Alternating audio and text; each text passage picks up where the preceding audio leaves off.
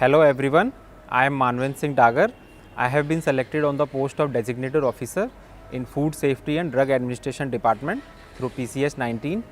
मेरा optional chemistry है और मेरा मीडियम इंग्लिश है। इस वीडियो में मैं डेलीज नॉलेज टैग के माध्यम से आपके साथ अपनी स्ट्रेटजी शेयर करना चाहता हूँ। तो firstly regarding my personal information, मैं आपको बता दूं कि मैंने बीएससी केमिस्ट्री और MSc chemistry Ramjas college Delhi university से 2011 और 13 में कंप्लीट की है।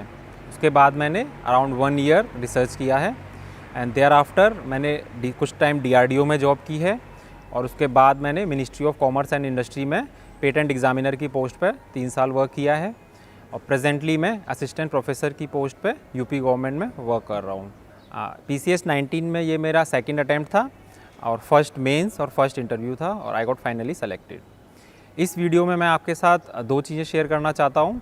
फर्स्ट, क्योंकि मैं वर्किंग प्रोफेशनल हूँ तो कैसे मैंने अपने वर्क और स्टडीज़ को साथ में मैनेज किया, और सेकेंडली कैसे मैंने बिना किसी कोचिंग के, टेस्ट सीरीज़ के और मॉक इंटरव्यू के इस एग्ज़ाम को क्रैक किया।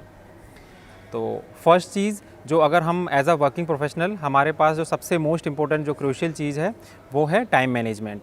ये हमारे लिए बहुत इंपॉर्टेंट होता है क्योंकि हमें 8 आवर्स अराउंड अपने जॉब को भी देने होते हैं, प्लस हमें अपनी फैमिली रिस्पॉन्सिबिलिटीज़ भी फुलफ़िल करनी होती हैं। तो टाइम मैनेजमेंट में मैं अपने बारे में बताऊं तो I am a morning person. तो नॉर्मली मैं अराउंड 2 AM या 3 AM पे उठ जाता था सुबह, और अराउंड वर्क पे जाने से पहले मैं 4 to 5 आवर्स की अपनी स्टडी को कंप्लीट कर लेता था। तो एटलीस्ट एक सब्जेक्ट जो मेरा टारगेट रहता था उसे मैं मॉर्निंग में फिनिश कर लेता था। सेकेंडली, ट्रैवलिंग टाइम को मैं बहुत अच्छे से यूज़ करता था। जब मॉर्निंग में जा रहा हूँ तो मैं न्यूज़पेपर पढ़ लेता था और जो भी इम्पोर्टेंट चीज़ है उसको हाईलाइट कर लेता था। एंड सिमिलरली आते टाइम में रिवीजन को ज़्यादा ध्यान में रखता था। कुछ भी अगर मैंने पढ़ा है, यस्टरडे पढ़ा है, तो उसको मैं रिवाइज़ कर लेता था। और मैं लंच टाइम को भी यूज़ करता था effectively. And thereafter weekends को बहुत अच्छे से यूज़ करता था मैं। वीकेंड पे मैं कोशिश करता था कि मैक्सिमम मेरा आउटपुट रहे, ताकि जो फुल टाइम तैयारी कर रहे हैं उनके साथ हम थोड़ा compete कर पाएँ।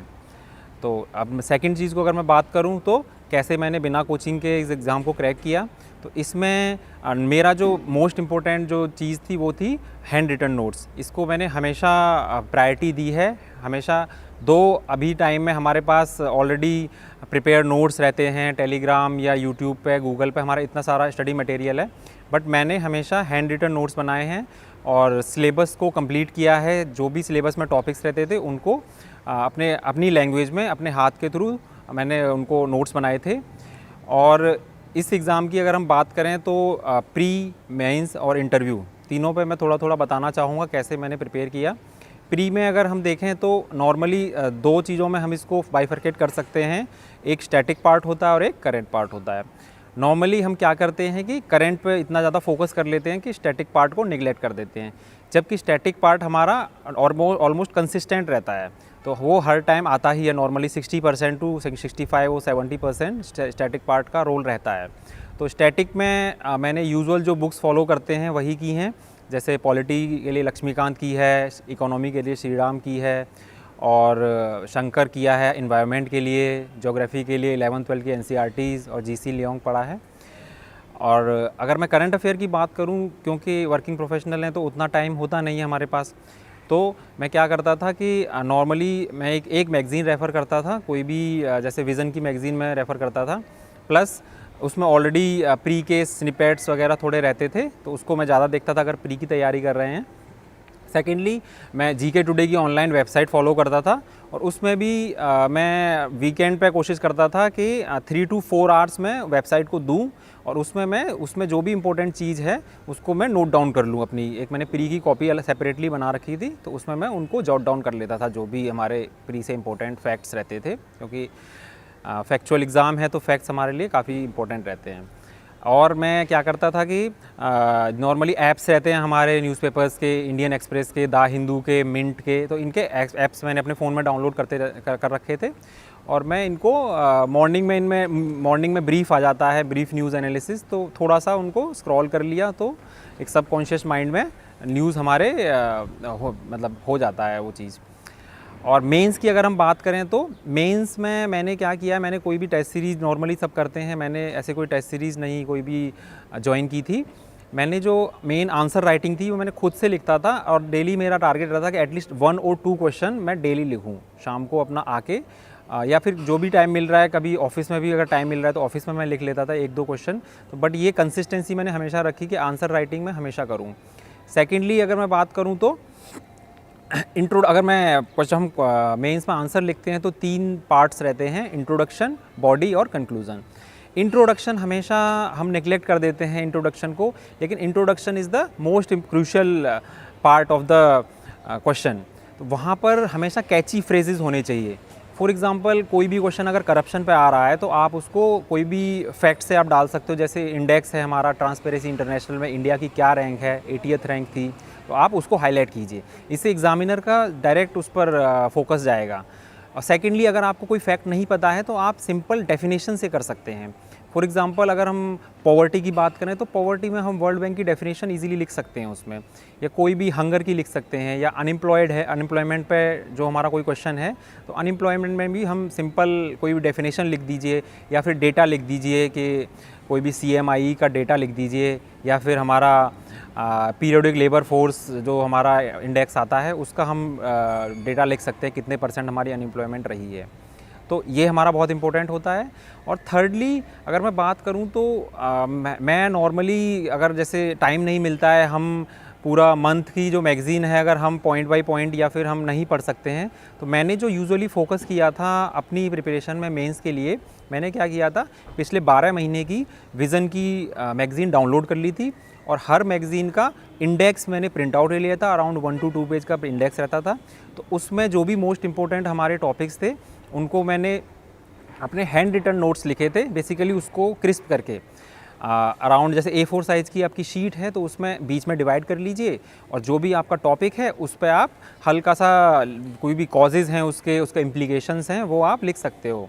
तो और कंक्लूज़न तो हमेशा फॉरवर्ड लुकिंग ऑलरेडी रहता है, तो 1-2 लाइन करके लिख सकते हैं। तो ऐसा हम कह सकते हैं कि जो भी 100 और 120 पेजेस की विज़न की मैगज़ीन है उसको हम डीकंटेंटाइज करके और क्रिस्प नोट्स में हम अराउंड 10 to 12 पेजेस में अराउंड 1/10 या फिर 20 पेजेस भी अगर आप कर सकते हो तो उसको आपको शॉर्ट में कर लेना है। तो अगर हम देखें तो मतलब पूरे साल की हमारी विज़न की जो मैगज़ीन है उसमें अराउंड 100 पेजेस, 120, 130 तक हमारे पास पेजेस हो जाएंगे।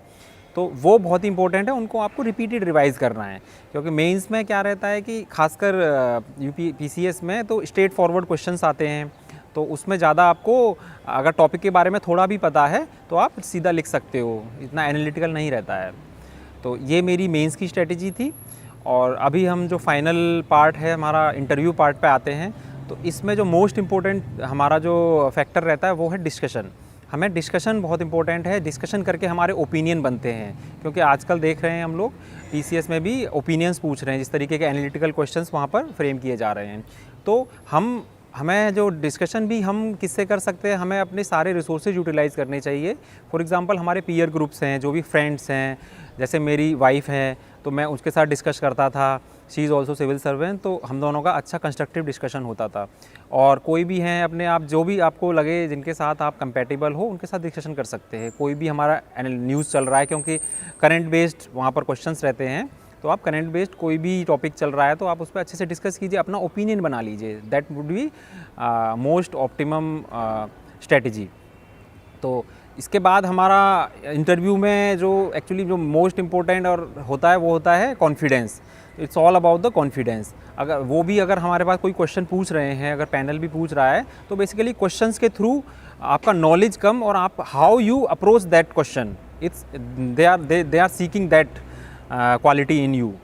तो आप बेसिकली जो भी आपका फैक्ट से ज़्यादा इंपॉर्टेंट है, क्योंकि नॉलेज तो आपकी मेंस में चेक हो गई है, तो यहाँ पर आप कैसे अप्रोच कर रहे हो, तो कॉन्फिडेंस आपका नहीं होना चाहिए, डगमगाना नहीं चाहिए, कॉन्फिडेंस आपका फुल होना चाहिए। तो नॉर्मली मॉक्स में क्या रहता है कि अगर जो हमारे बड़े बड़े इंस्टीट्यूट है जहाँ पर भी हम मॉक्स देते हैं, तो ये बहुत ही मतलब डाइवर्स और मे बी अनकम्फर्टेबल क्वेश्चंस पूछ लेते हैं, तो उससे क्या होता है, हमारा कॉन्फिडेंस लो हो जाता है। तो ऐसा नहीं है कि आपको मॉक देना मस्ट है। तो जैसे मैंने कोई मॉक नहीं दिया है, मेरा इंटरव्यू बहुत ही स्मूथ गया था। और बेसिकली अगर आपको नहीं भी आता है कोई क्वेश्चन, तो आप सिंपली सॉरी सर करके बहुत ही डिलीजेंटली और रिस्पेक्टफुली आप डिनाई कर सकते हो पैनल को।